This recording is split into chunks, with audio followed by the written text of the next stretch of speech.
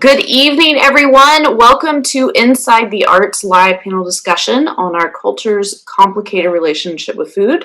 My name is Christina McClellan. I am the education manager for AEIVA, that is the Abrams Engel Institute for the Visual Arts. And John will tell you a little bit more about us here in just a second if this is your first time joining us for one of those virtual events.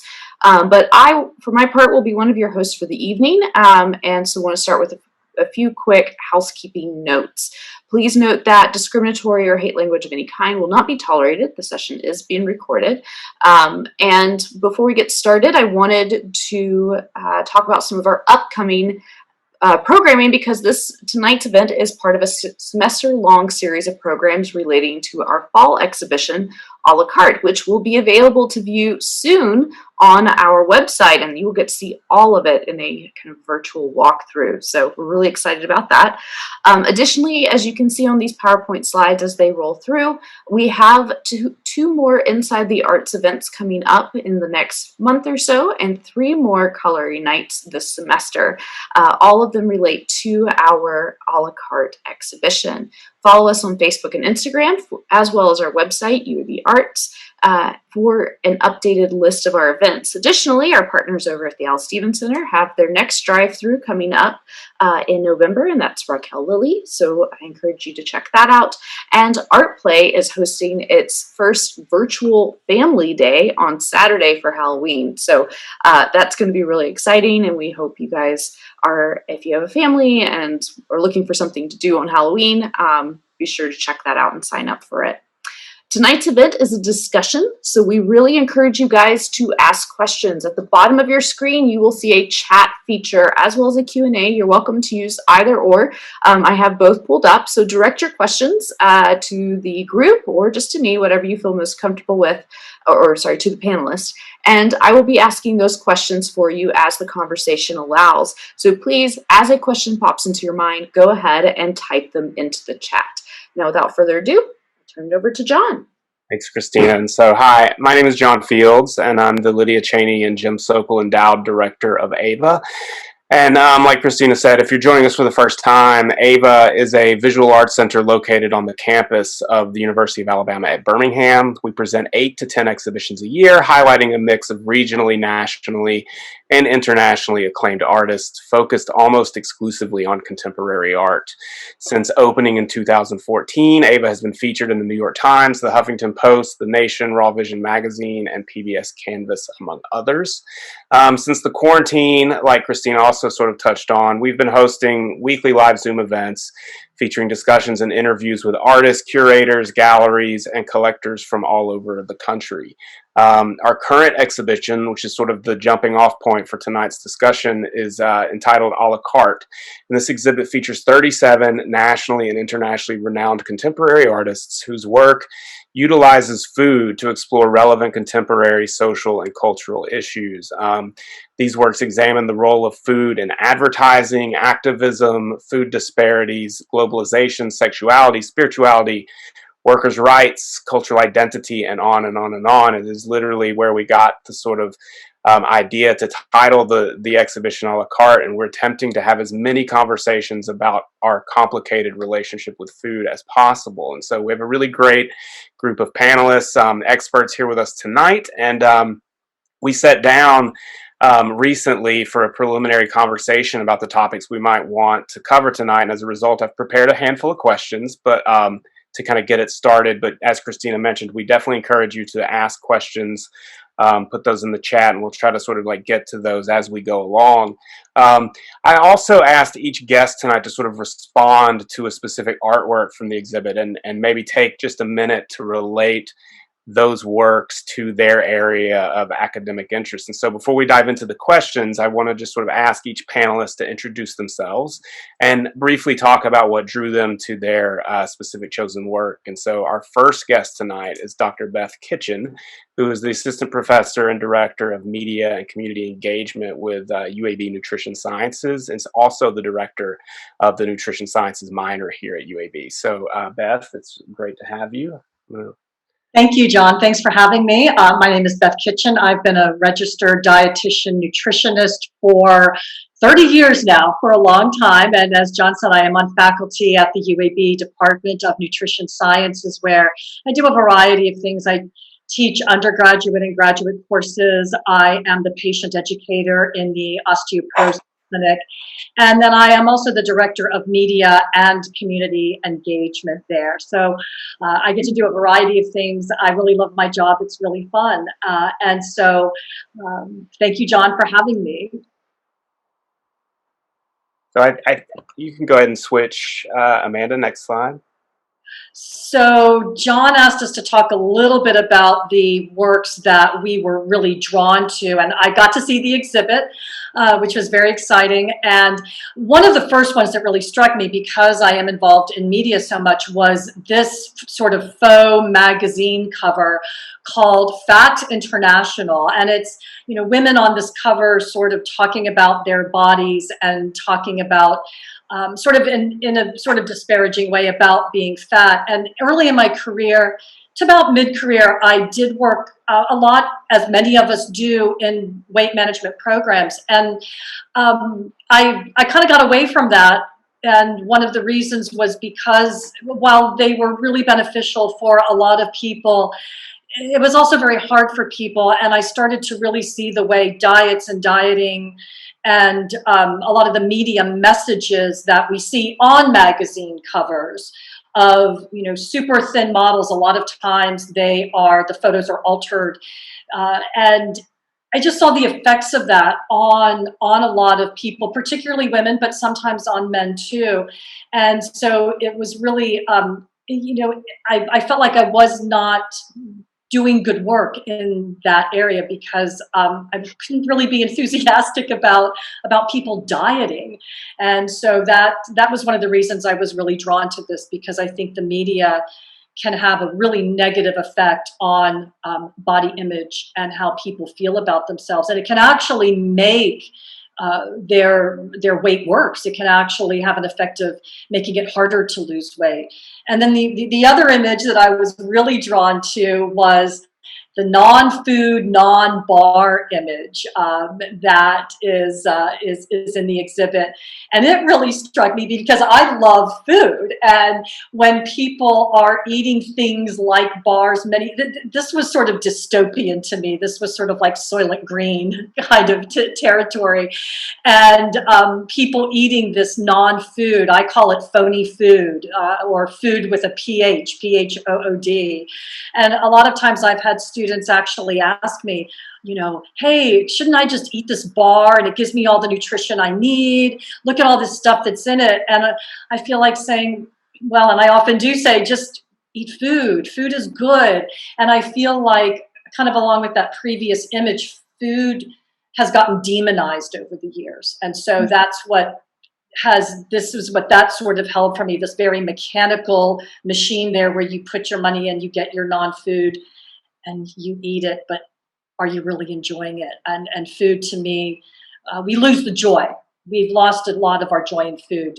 And so that's where these images really have struck me. Right. And I definitely sort of, I think, mention themes in both of those works in the questions that I've prepared. So that's really great. Thanks, Beth.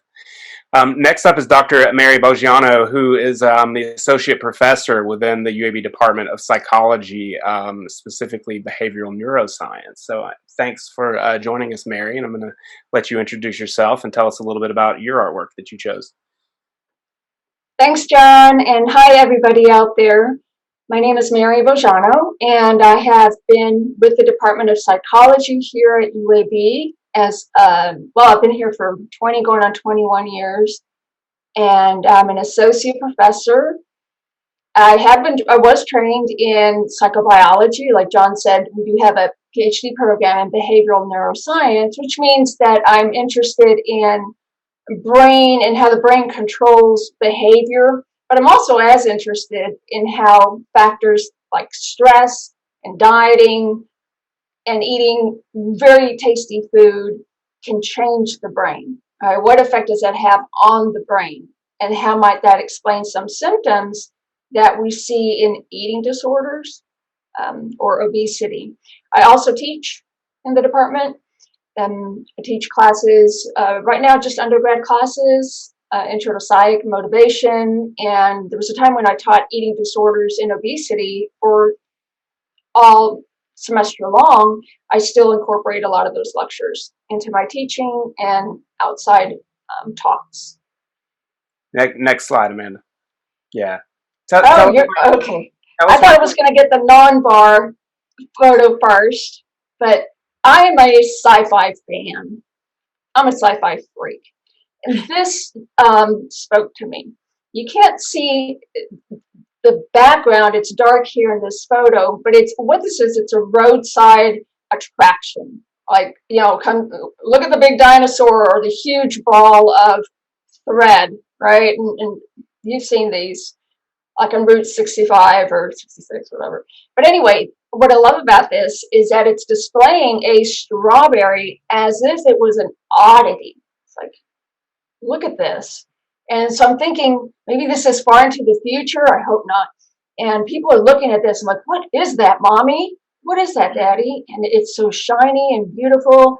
And it's real food. Beth kind of mentioned this. It's like we've kind of gotten away from real food, right? We eat fake food now. But I just thought this was like, oh, wow, that real food has become so rare. And, you know, why not have a strawberry bar because it's tastier than a strawberry. No. Okay, so that's not my. No, that's great, and I'm actually gonna specifically ask you about the non-bar here in a little bit. Okay. So, thank you, Mary. Sure. And so the next, I'm gonna hand it over to someone I've actually known for a really long time, Chef Kenneth Moore, who is the purchasing manager and executive catering chef for the Culinary and Hospitality Institute at Jefferson State Community College. So, Kenneth, if you'll introduce yourself and talk to us just a little bit about the artworks you selected. Thank you, John. My name is Kenneth Moore. Like John said, I'm the purchasing manager, executive catering chef, and culinary instructor at Jefferson State Community College. I've been in the food industry for about 13 years. Food is my love. People are my passion. So I'm fortunate to be able to do what I love and be able to share my gift of food and knowledge. I also own a food catering and food consulting business as well. The two exhibits that I chose, the first one was food stamps. And I know the term food desert is something that's thrown around a lot, but in this discussion of food, food is so many things. Food is fun. Food is sensual. Food is how we express joy, fear, pain. Food is how we come together in a circle to celebrate each other. But food can also be a tool of oppression, or should I say the lack of food can be a tool for oppression. So I felt like this exhibit talked directly to that point. This exhibit is, I think, $4.60, or the amount of money that a person on food stamps has to spend on food for the day. So when we look at what's on that table, those are fresh ingredients. But what is normally cheaper and easier to get? Highly processed foods, foods that are high in salt, sodium, and sugar. So when we look at food and all the great and fun things that food can be for those of us who can afford that luxury, and even the simple luxuries, food for some others could be a really debilitating factor or sore topic because they don't have those resources and they don't have that access. And then the second exhibit that I pulled up was Seed In, Seed Out, and I'm just going to read really quick the excerpt that Roscoe Hall put at the bottom. The gold chains and forks are illusions of grandeur and a distraction from the real problem of access to healthy foods and education. Hall additionally conveys in his image how communities, values, and cultures need to change in order to build and strengthen each other.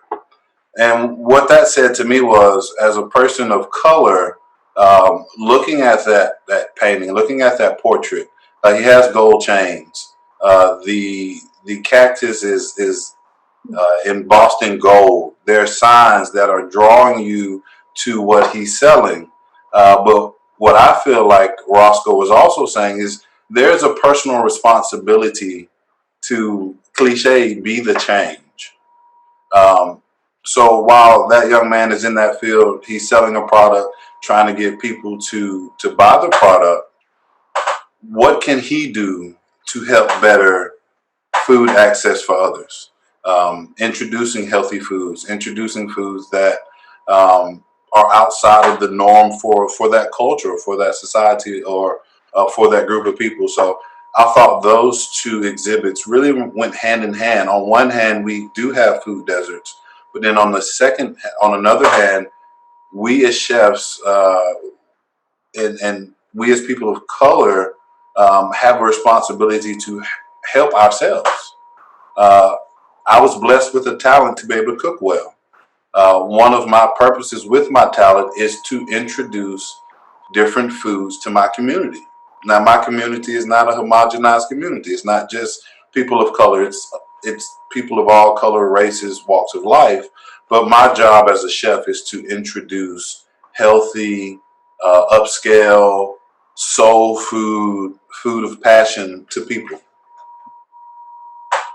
Yeah, that's great, and we're also gonna swing back around to a lot of what you just talked about, Kenneth, here in just a few minutes. And so then last is artist Celestia Morgan, who, aside from being a nationally acclaimed visual artist, is also currently serving as a postdoctoral research associate at the University of Alabama, an artist we're very fond of here at AEIVA, and I actually made Celestia talk about her own artwork tonight. So, thanks, John. Thank you all for having me on this evening. Yes, my name is Celestia Morgan. I'm a graduate from UAB, and John was one of my professors, or adjunct professor at that time. I also graduated from University of Alabama with the MFA. I'm a local artist here in Birmingham, and a lot of my work just reflects on history, personal history, which collides with a lot of social issues within society as well. So this image here, Mama Jackson biscuits with flour, milk, and salt. It's pretty much in reference to my grandmother, whose name is Celestia Jackson, who I was named after, who I never met, but I wanted to find a way to connect with her. And people would always tell me stories of how her food was so important and how it brought people in the community together. If one person had a cup of flour or someone else had some milk or some meal or whatever, they would combine it to make a community meal and everybody would eat within that community. But this work pretty much helps me to identify who I am and why I'm named after this lady Celestia. And the work also referenced how, as a child, my mom would, teach me the recipes of her mother, which is my grandmother. And all I could remember as a child was actually touching the ingredients within my hand. So for me, that was my connection with her as I continued to create these biscuits.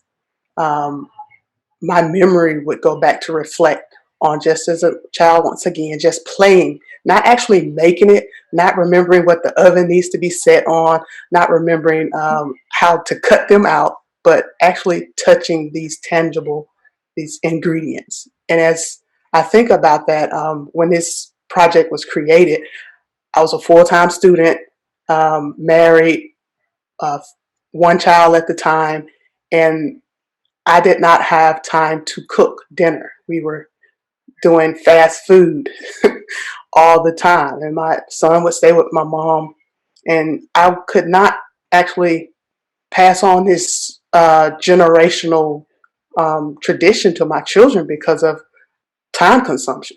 So, and I tell this story along with these photographs as well, that one day I was taking my son to school, and I was telling him, make sure you eat breakfast. That's the important meal of the day. Make sure you eat breakfast. And he would say, no, mommy, it's not. I said, yes, it is. And that's something that I've been told all of my life. We can talk to the nutritionist later about that. But but he said, no, it's not, mommy. And he said, it's dinner. I said, no, it's not. It's not dinner. It's breakfast, because it gets your movie. He said, no, it's dinner. And he said it was dinner. I said, okay, I'm going to stop fussing with you. Why is it dinner? He said, because it's the time when all of us sit down and eat together. And that kind of blew me away right there. And I was like, wow. So the importance of food that just bring, family together. And he felt that connection when we're all sitting together laughing and just throwing our cares away for whatever has happened through the day and just sitting together and uniting. So after that comment and after this work, I made an effort to at least once or twice a week sit down at the table with my family. So that was something that I had to really work on. And if you think about now with COVID, a lot of us have found ourselves pulling out grandma's recipes and mama's recipes and trying things out, and brought ourselves back to the kitchen and bringing family back together. So I look at that as a positive for COVID, if that's anything that I can pull out for that part. But yeah, but this works reference that, and how just like the ingredients slipping through my fingers, how those traditions pretty much are slipping away from our society and culture now. Thank you. That was great, Celestia. And we're going to also swing. So I kind of tried to frame all my questions in a way that sort of related to everything you all have just talked about here. And so I think we'll just kind of dive right in.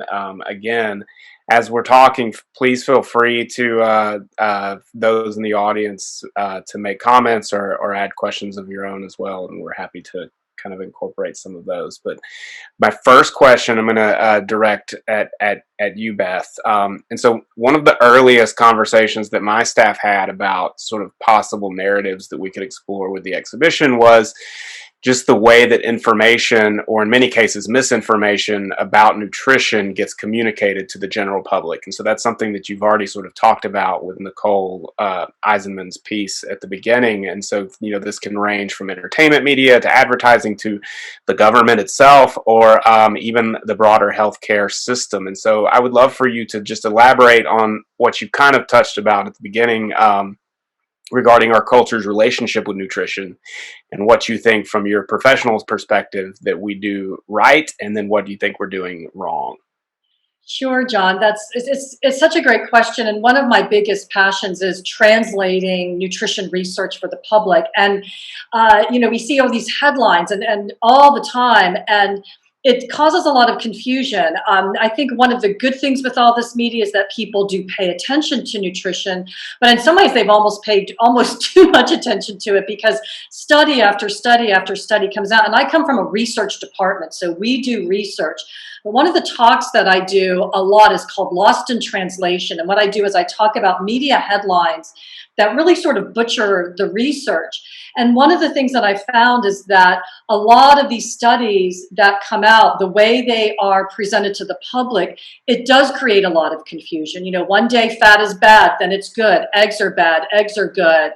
What should I eat? I don't know, because the message changes all the time. Carbs are bad, but it's okay to eat these kinds of carbs. And I talked a little bit about with the demonization of food. And that's what I'm seeing coming out of so many of these studies, where the nuance of the studies gets lost in translation. And so what ends up happening is I get a lot of questions from people saying, well, are potatoes bad for me? There's a diet out there where a diet doctor says, don't eat tomatoes. Tomatoes have these things in them called lectins, and they're really bad for you. And so people have gotten to the point where they're almost afraid of food. They don't know what to eat. And I always tell people that food is good. All food is good. There are some foods that we should eat less of. Certainly we wouldn't want to overdo sugar, but is sugar inherently a bad food?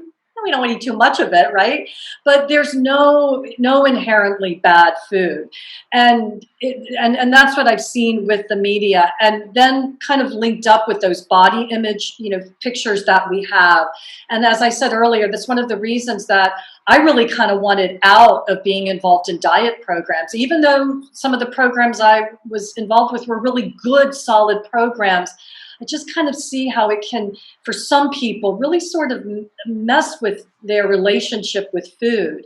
And so I've kind of gotten away from that. I'm a food lover myself. And so one of the things I would like to see is somehow nutrition and the love of food sort of being able to come together and help people to be healthy, but also to enjoy all those joyful things about food. And I loved what Celestia said about sitting down and eating with people. Food is love in a lot of ways. And I don't think there's anything necessarily wrong with that. So the media does play that role. I don't know if I answered your question, John. I hope so. No, that's my trick is that none of these questions are really answerable. You know what I mean? But no, I think that's great. And that's a great sort of line of thinking. It's something that, just from my own personal experience, my wife and I, that's sort of our general rule of thumb, is that we try to just as often as possible just to eat food that's real food. You know what I mean? Because we are in that same situation. I personally never grew up with a real education about what is nutritious and what nutritious eating is. Mm-hmm. And it wasn't until I was really an adult and started having to cook for myself that I kind of started figuring some of those things out. And so it is very interesting, the disconnect that we have between what we put in our body and what we know about what we put in our body. And then I think it has spurred so much of the supplements and the bars, like the non-bar, where we sort of feel like we have to eat, to be healthy, we have to eat things that are sort of created. It's it's all right there in the food. There are a lot of big fiber supplements out there, and some people need them and they can be useful, but it's you can get that in food. Just eat real food. You can get it there and it tastes a whole lot better. Go ahead. Did you have a question from the Yes, chat? I do have a question, and it will actually is, I think, a pretty good segue, a question for everyone, but also a segue between Beth and Mary. Right. So we have an attendee ask, as someone who has struggled with binge eating disorder, I am very afraid to enjoy food anymore. While I eat healthy foods, for the most part, there are certain things that I don't touch because I'm afraid of falling back into disordered eating patterns. Does anyone have any advice on striking a healthy balance between eating to live and living to eat? I'd be happy to address that one. Binge eating disorder is the most prevalent eating disorder out there, and there's about equal numbers of males and females that suffer from it. Just let you know, up to 5% of the population is thought to have BED. It sounded, the questioner, it sounded like you were in recovery, in the sense that you know what triggers a binge, and there are certain foods that for you want to avoid right now, because just putting it in your mouth is going to make it really hard to stop. And one of the criteria of BED is loss of control once you start to eat and over what you eat. And so that's how it's different from, say, overeating that occurs in obesity. You don't have that loss of control. It's extremely hard to stop once the person starts. So to you, I would say, and I've actually done animal experiments, and even rats do this. And they're not concerned about calories or their looks.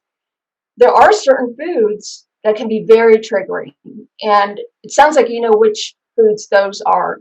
Now, if that includes a lot, a huge list, then you're probably still in diet mentality, okay? Thinking that certain foods are going to make you fat. But for instance, peanut butter is a big one for people that have had binge eating. Let your brain, it's okay to avoid that food, that triggering food. Your brain needs a chance to get readjusted to this your new way of eating, all right? If you're no longer binge eating. And it sounds like you're not. I should have asked you a question whether to make that clear. But I believe that I used to have an eating disorder. It was bulimia, and I thought I would never be able to eat dessert without stopping, because binge eating is also the problem there. That is, you can be completely cured of that. I believe that. Now, however, even now, as old as I am, there are certain foods that I still have to measure out, just so that I know they're not going to spin out of control, that I'm not going to eat forever if I start to eat cereal, for example. But that doesn't mean, but I love food. Now I have a love relationship with food. And you can introduce slowly some foods, even foods with sugar, a dessert, for example. But your brain needs time to get used to not binge eating. So it's okay to avoid those foods for now, but you're doing it just while you get into the habit of eating regularly, eating meals regularly instead of binge eating all at once. So I don't know if that answers your question. It's like, yes, you want to avoid triggering foods, or maybe you want to measure them, okay? But you will get to a point where you will love food, because you'll see that it won't control you. You control it, all right? It won't control you. And that was fantastic. And that actually you actually kind of answered a lot of what you probably would have answered with my question, which was, I just wanted you to talk a little bit about, one of the things we're really exploring with the exhibit is this idea of how we got to the relationship that we now have with food versus, food's real, primary function, which is just a biological necessity to keep us alive. And so, Sean Raspet, for those who couldn't exactly see what was happening with that artwork, Sean created this thing called the Anon bar, which is an actual edible protein bar made out of algae. It's basically the bare necessities needed to keep you alive. And so it is kind of like commenting on a bunch of different types of things, but one of those things is sort of like removal of the kind of cultural and the kind of complicated part of why we eat. And so I don't know if you have anything else that you could, if anything else you wanted to elaborate on as far as that goes, Mary, but I think you answered it. Well, I think the non-food guy is going to go broke in the U.S. Not a good business idea at all. If he's successful, then we may go broke. So he's a kind of enigma in the art world. He prior to being an artist, he actually worked in the food industry as an artificial flavorist, and so all of his art exhibitions have to do with him creating scents and flavors that don't exist in the real world. And so it's all like, he did an exhibition once where you walked in and it was just a series of spray bottles on the wall of scents that he had created, and so you would spray the mist and you would smell it, and that was the entire exhibition. So he's real. I think I think those non-bars that are in the vending machine at AEIVA are the last ones in existence, actually. Really? Oh gosh! Wow. Valuable. I hold on to those. Yeah. I would like to pause here, and Kenneth actually got to try one today, and you had a really interesting description of what it tasted like. I did. It tastes like barely life. Like that's what you need to barely cling to life. Like that's what I got out of it. Like I was telling you, Christina, it had the taste of herb stems, like cilantro, basil, very earthy. I could taste the spirulina in it, only because my mother used to make us drink that when we were younger, during the whole nutrition fad, I think. But it was very interesting. Just reading the ingredients. It's all healthy. And as we were standing there talking, I made the comment, this is probably healthier than most of the things that I've eaten today, and has more nutrients than what I have, for my entire meals today. But it did have a very, very earthy taste, a very, very earthy. And now that I know that they're the last ones that exist, I'm going to hold on to this wrapper here. I'm gonna hold on to that and I'm gonna frame it. So I think we'll have to let Sean know about your review. well, as long as he's not an angry person. No, he's very chill. I think he'll find it funny actually. Gotcha. But talking about that actually kind of like ties in a little bit to what I was going to ask you, Celestia. And so, you know, in the photographs of the biscuit recipe preparation, you know, you're exploring how family recipes can kind of anchor us to our generational past. You know, just this act of making your biscuit recipe, who, like you said, is a woman you never met. It becomes this really kind of powerful. I didn't realize like exactly. I had the word spiritual written down in my question, but I didn't realize it felt suddenly more spiritual to hear you talk about your hands, and it becomes almost like this ritual, like this kind of like religious ritual for your family's tradition. And so I'm interested in if there's anything else you want to. You actually touched very eloquently on like the role that food plays in cultural tradition, but a conversation that Kenneth and I were having either earlier today or the other day, I can't remember, but this idea of cultural tradition, and are the foods we eat determined by our cultural traditions, or are those sort of dictated by simple like availability and access to food? Does that make sense? Yeah, and I definitely want to hear from Kenneth on that one too as well.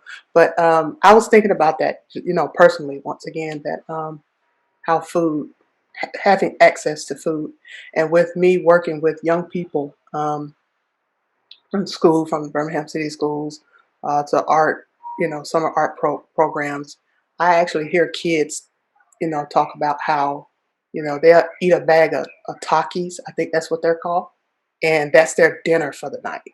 Mm. And I think about that as like, okay, is this a new tradition that may happen within this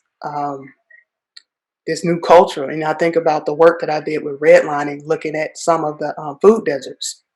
You know, if they only have certain access to certain things, that's what they're going to ingest and give on to their children as well. So, I mean, I'm not an expert on that part, but you know, just thinking about that, you know, growing up with a neighborhood store I could actually walk to and actually get groceries. But now these kids today, it's very hard to get access to that. So all you have is junk food. And then you look at the dietary, the issues and the health issues, high blood pressure, and things of that nature that has happened within, you know, in certain communities. So maybe Kenneth can talk a little more depth on that part. I mean, I completely agree with Celestia in that a large part of it is you don't know what options you have. And sometimes you don't have many options. We started a healthy cooking class. We started a nutrition degree here at Jeff State. And as part of that degree, you take a healthy cooking class. And in that class, you explore alternative proteins, tempeh, seitan, tofu. You make kimchi. But one of the things that we realized early on is that a lot of students, people, and our students range from 80 to 18. I mean, it's literally that kind of span. But you would be surprised who had never eaten a beet, who had never roasted a fresh beet and eaten a beet. You would be surprised who had never tried kale, who had never eaten lettuce without ranch dressing on it. So a part of it is lack of availability, but another part of it, and I think that ties into tradition, we don't know about these foods because they're not part of our weekly dinner pattern. Yeah. Grandma didn't cook it, auntie didn't cook it, mama didn't cook it. So even when we have access to foods, we still go for the Takis. And Taki becomes dinner. And then another part of that Celestia hit on, in my house, it's very, very important for me for us all to sit down for dinner. I want us to sit down as a family unit. If I could do breakfast like that, I would, but we're all scattered that early in the morning. But that dinner time is my opportunity to not only be with my family, but that's also my opportunity to make sure that they have a protein, a vegetable, and a starch. Now, Beth may say, I don't need starches like that anymore, and I'll let, I'll let her know. I would not say that. Gotcha. I'm a big starch eater. Gotcha. A big starch eater. I love it. But that's my opportunity to make sure that my kids have the food pyramid. They have each individual aspects of food that they need for their growing bodies. Now, I'm a chef. That was important to me before I was a chef, sitting down as a family, but learning about food, learning about the balance of starches, vegetables, macronutrients, micronutrients, what your body needs is the complicated aspect of it. But understanding that your body doesn't feel right if you've gone 2 days without drinking water or gone a week without eating a fresh vegetable. You may not know what that feeling is. And so that's a part of sometimes lack of access. But again, most people have an Aldi. Most people have a Walmart. Most people have a Food Land. And the issue isn't always they can't access it. It's that they don't know what to do with it. Yeah. I mean, if you see a turnip, I'd imagine that most 17-year-olds don't know what a turnip tastes like, looks like, or how to cook it. Yeah, I thought about that as well when, with the COVID, and they're passing out these boxes with vegetables. And in my mind, I'm thinking, do some people actually know how to cook? Right. What if you've never cooked a raw squash? Yeah. What if you've never? I mean, just simple things like that. So, again, why I picked the art exhibits that I did, because on one hand, food deserts are real. They're very real. Redlining is real. Lack of access for people is real. But on the other hand, sometimes lack of knowledge, lack of understanding this food. Beets. If you've never had a beet, they're sweet. If you like sweet potatoes, you may like beets. So, I mean, it's a sweet vegetable. But again, if you've never experienced it, if you've never tried it, then you're going to go again for the chips, the processed foods and things like that. So my advice to people who are trying to understand what to eat, go to the grocery store, walk around in the produce section.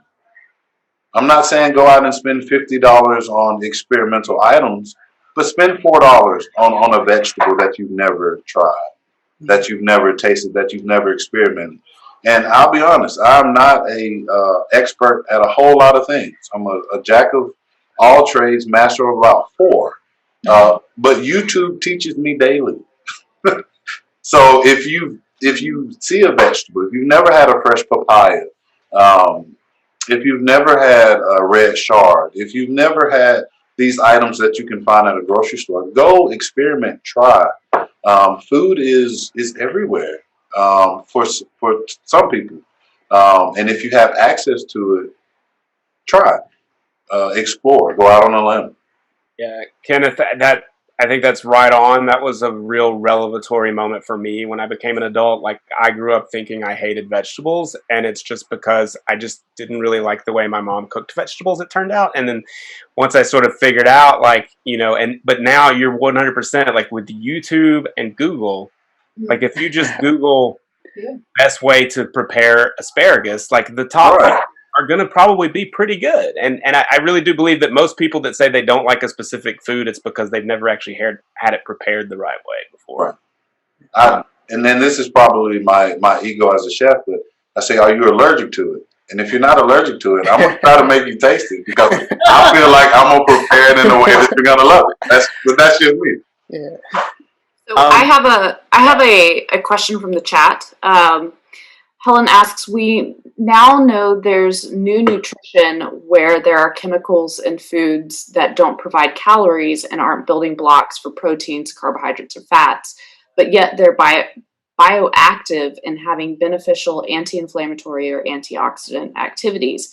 In this age of COVID, should doctors and nutritionists be telling us to eat more of these foods, or is this a time to take supplements? And then, go ahead. I might have a follow-up question, but. So, there's a lot of times the messages get out ahead of the research. And while there are some, we call those phytochemicals, is what you're talking about. These little, you're right, they're bioactive. But a lot of times the research that you're seeing has been done in the test tube. It's been done in animals. It has not been done in humans. The other thing is that a lot of times it has been done in humans, but the outcome measures, what are they actually measuring, don't really tell us what we need to know. So a lot of times people say to me, well, why isn't my doctor telling me to eat these foods and should I take these supplements? But just because something is shown to reduce inflammation, it doesn't mean that it has a disease outcome. That doesn't show that it lowers your likelihood to get COVID or to get an infection or to get arthritis. And so there's this gap in the research. And so a lot of times, again, it's those headlines. It's that lost in translation thing where a lot of times the claims, particularly with supplements, because supplements are not FDA approved, they don't have to show that they do what they say they do. And so that's a problem with supplements. So a lot of times I think that we see these headlines and we think, oh, is this food going to prevent COVID? I can tell you right now, there hasn't been time to study. you need a lot of time to study in a randomized control trial, which is the only way to show cause and effect. There hasn't been time to study that. And so a lot of what you're seeing is, based in some truth, but is it really going to do what they say it does? I think right now, as far as COVID is concerned, the only supplement that shows some promise is vitamin D, but that's only if you're deficient. So it's not like more is better. You're going to load up on this supplement, whether you need it or not, and you're going to get this effect from it. Now, I don't know if I answered your question because it's a really good question. And, I teach whole, semesters of classes on this kind of stuff. But you have to be really careful what you see in the media is what I would tell you.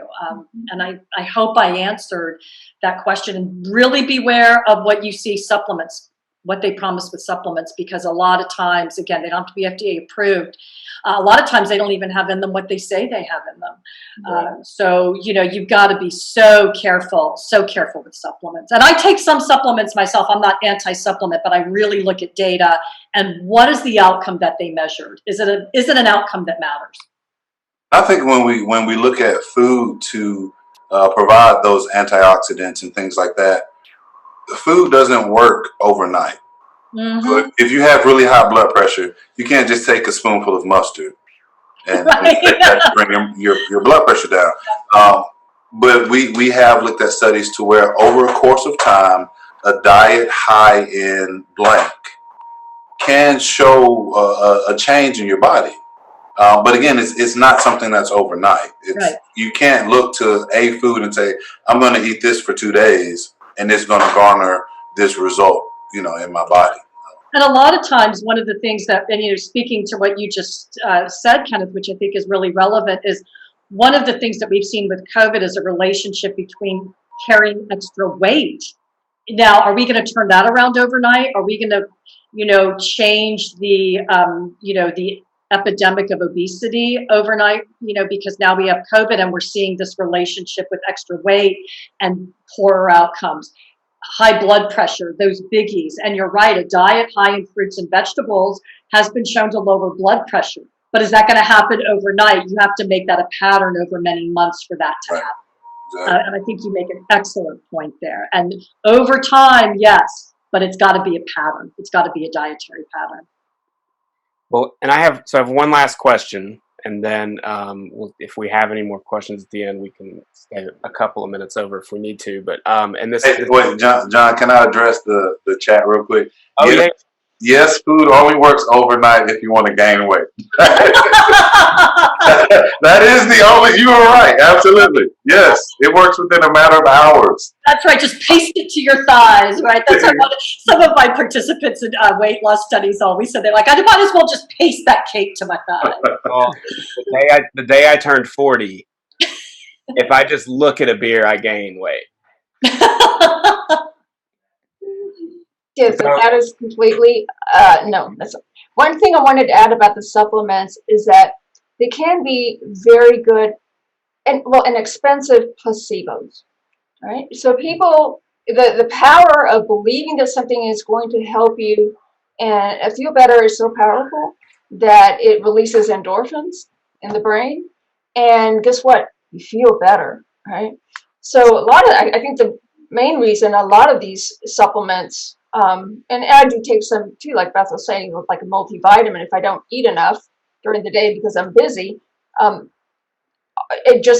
making money because of the power of placebo, right? People believe that it's going to make them smarter, it's going to make them thinner, it's going to make them, and they will act in ways that makes that come true, right? But they're expensive. Buy turnips, buy beets, buy real food instead of the capsules. And there you've got, okay, maybe placebo effect too, but real science behind it, real nutrition behind it. That's all. That's great. So I'm going to shift gears just a little bit and kind of talk about something that it's a small part of a bigger conversation that AEIVA has been attempting to have over the recent years and hopefully much more into the future. But so Kenneth, one of Alabama's most significant contributions to the visual arts is we have an overwhelming concentration of important self-taught artists who sort of came from here, like Thornton Dial and Mary Frances Whitfield and Lonnie Holly and the G's Ben Quilters, artists like that. And so, so much of this work's power, like a lot of impactful art, is born out of the blanket of oppression and trauma under which it was created. And so in terms of the culinary arts, the American South's major contribution is often acknowledged as what a lot of people refer to as soul food. And so, which we know has, equal roots in oppression and trauma through its direct historical connections to slavery. And so I'm interested in your thoughts on the idea of the southernness of soul food. I'm really interested in this idea of what it means to be Southern. And I'm interested in hearing, is soul food something that's exclusive to the American South? Because it is something that's often credited to the American South. And I'm interested if you think there's a connection between this and the notion of sort of cultural ownership over specific types of foods. That's like 4 questions. Yeah, I was gonna say that's a lot of question in one question. I know, No, it's all right. I'm up to the challenge, I think. So first part of your question, soul food. Soul food is something that we absolutely coined the phrase soul food. I was doing some research before this, and I looked it up in Britannica. And soul food is a term that came around in the 1960s, around 1964. And the term was to show homage to the food that Black people cooked that contributed to the American way of life. That was the term of soul food. Now, soul food itself, I truly believe, is a method of cooking that is not unique to the South. Kind of as you mentioned in the question, soul food to me is a food group that came out of a form of oppression. Soul food, to me, again, is taking the scraps, the worst parts of the animal, the leftovers, and feeding your family with that. And while here in the States, soul food is contributed to Black people, soul food has been a thing since the dawn of oppression. So if you look at the Indian population in South Africa and apartheid, they have soul food. It is the braising, it is the roasting, it's the slow cooking of the mutton, of the end cuts, of the cuts that people don't want anymore. And to me, one of the greatest things that came out of soul food are examples of oxtails. Oxtails used to be the bottom of the barrel. Oxtails used to be what was thrown away, given away. But because they were cooked in a fashion with such love, such intentionality, oxtails are a premium product now because of the way that it was cooked. So, yes, soul food is uniquely Southern. Oh, well, it's not uniquely Southern. yes, we talk about it in a Southern way, but that's only because that's what's relevant to us. I think, again, if we look at any other area in the world where there's a higher upper class and a much lower low class, you will find an aspect of soul food because that dynamic didn't change. It's what you can afford to feed your family. And just like I want to sit down and feed my family with that love and attention, so did the people who had intestines to feed their family. So were the people who only had turnips and greens to feed their family. So were the people who had chicken feet and chicken beaks and oxtails. But it is the way that it was cooked. So there is a lot of truth to Southern soul food. And there is a lot that makes Southern soul food different from other cultures around the world. And that is just it's a different love and a different passion. I don't think you have to be black to be able to make soul food. I think you have to have passion and soul to be able to make soul food. That's the difference. I also think that's one of the things that make people great chefs is the passion and the soul that and the love. So I tell students, you need to put a little more love in that because love is a taste. Yeah. Love is a seasoning. If I'm angrily making food, I truly believe that anger is going to come out in the food. I truly do. I really do. But it is that love and that passion that went into preparing that food that created the term soul food. And it's also a difference in how two races of people season food. Black people tend to season a little bit more liberally than some other people. It's interesting, though. The whole reason I asked you that question was because of us kind of talking about Roscoe's piece. And so for those who don't know Roscoe, he is Roscoe Hall, the artist we showed at the beginning. He's a visual artist, but he's also a very respected and successful chef. And a lot of his philosophy, which seems to also be at least shared somewhat with you, Kenneth, is this idea of sort of taking these foods that have traditionally not been recognized as viable options in terms of like fine dining and sort of introducing those to the world in a lot of way. But then he also uses his artwork to not only, because he is contributing a recipe to our a la carte book that is actually an oxtail bolognese.